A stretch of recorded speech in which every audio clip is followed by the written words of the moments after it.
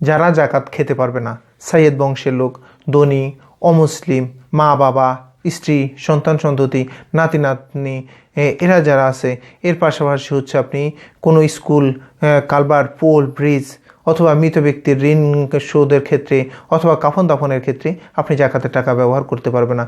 এছাড়া আপনি বিভিন্ন জায়গায়, যেমন ধরেন গরিব, অসহায়, মিসকিন, হতদরিদ্র, মুসাফির, এই ধরনের মানুষদেরকে আপনি জাকাত দিতে পারবেন, কিন্তু সাইয়েদ বংশের লোকদেরকে আপনি কখনো জাকাত দিতে পারবেন না। যারা ধনী তারা জাকাতের যোগ্য না, তারা আরও উল্টা জাকাত দিবে।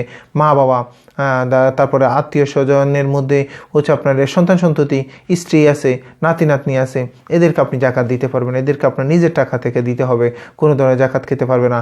এর পাশাপাশি আপনি যদি স্কুল, কোনো একটা স্কুল, মাদ্রাসা অথবা রাস্তাঘাট ভেঙে গেছে, অথবা একটা কালভার্ট আপনাকে বানিয়ে দিতে বলতেছে, অথবা কোনো একজন মৃত, তাকে দাফন দেওয়া যাচ্ছে না, অথবা তিনি কোনো একজন ব্যক্তি দেখা গেল কি সে মৃত ব্যক্তি, তার অনেকগুলা ঋণ জর্জরিত, এ ধরনের ব্যক্তিদেরকে আপনি জাকাত দিতে পারবেন না।